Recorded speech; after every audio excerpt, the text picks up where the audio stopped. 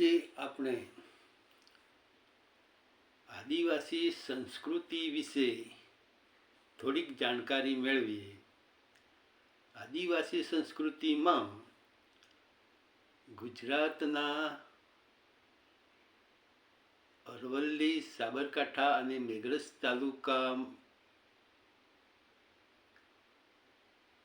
તાલુકો, ભિલોડા અને વિજયનગર તાલુકામાં ઉત્તરાયણની ઉજવણી કેવી રીતે વડવાઓ એટલે કે બાપ દાદાઓ પ્રાચીન રિવાજ મુજબ કરતા હતા તેની થોડી ટૂંકી વિગત જોઈએ તો આદિવાસીની સંસ્કૃતિમાં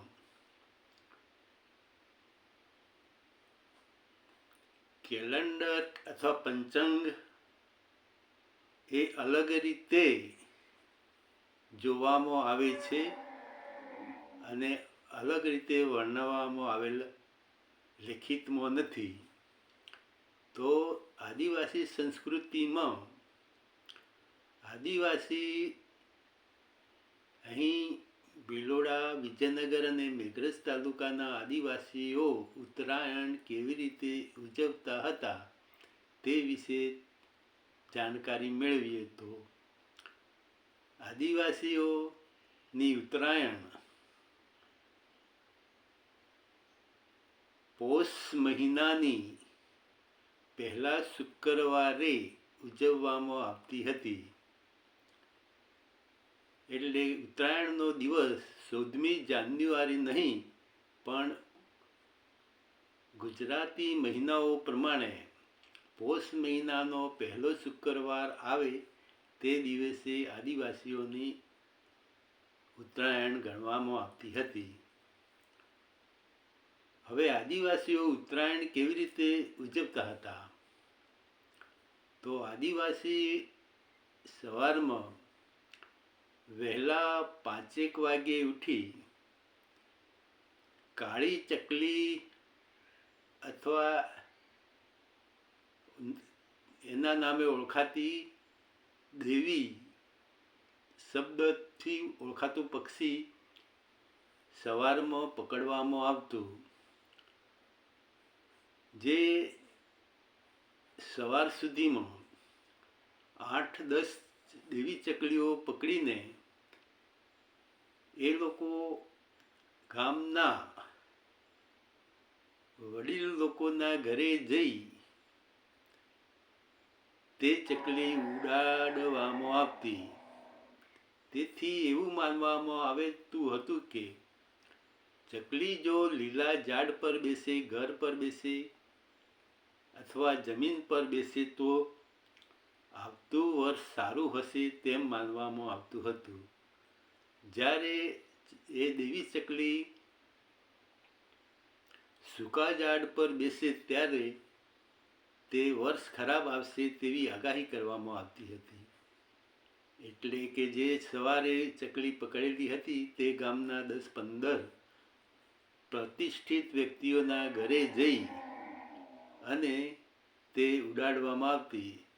આ પકડેલી ચકલીઓને તલ અથવા ઘી ખવડાવવામાં આવતું અને જીવતી છોડી દેવામાં આવતી. આવો કાર્યક્રમ 11 વાગ્યા સુધી અથવા 12 વાગ્યા સુધી ઉજવવામાં આવતો હતો. જે પ્રતિષ્ઠિત વ્યક્તિઓના ઘરે ચકલી ઉડાડવામાં આવતી તેવા વ્યક્તિઓ તરફથી પ્રસાદ તરીકે ઘી ગોળ ખાવા મળતો હતો. ત્યાર પછી આ જ ગામના વ્યક્તિઓ એકઠા થઈ 1-2 વ્યક્તિઓને એ સમયગાળામાં ફૂટબોલ અથવા તો વોલીબોલ કે દડા જેવી વ્યવસ્થા હતી નહીં. એટલે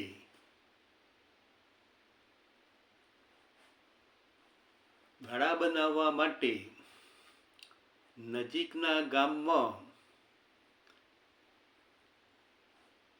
એટલે કે હરિજન ના ઘરે જઈને જે કામ કરતા હોય એ લોકો પાસેથી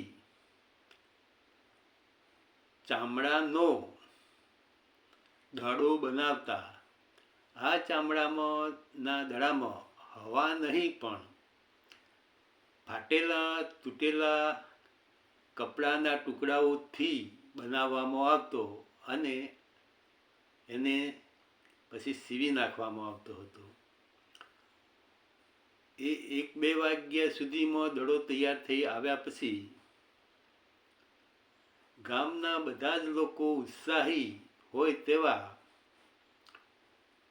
કોઈ એક જગ્યાએ મોટું ખેતર હોય ત્યાં આગળ ભેગા થઈ વચ્ચે એક પાટો દોરવામાં આવતો અને 2 પાર્ટીમાં વહેંચાઈ જતા. ત્યાર પછી સામેના પક્ષનો ખેતરના શેડે અથવા સામેવાળાના ખેતરના શેડે દડો જતો રહે તો તે એક ગોલ ગણવામાં આવતો, એટલે 1 રન ગણવામાં આવતો. એ રીતે 3 થી 6 વાગ્યા સુધી આવી રમત રમવામાં આવતી હતી.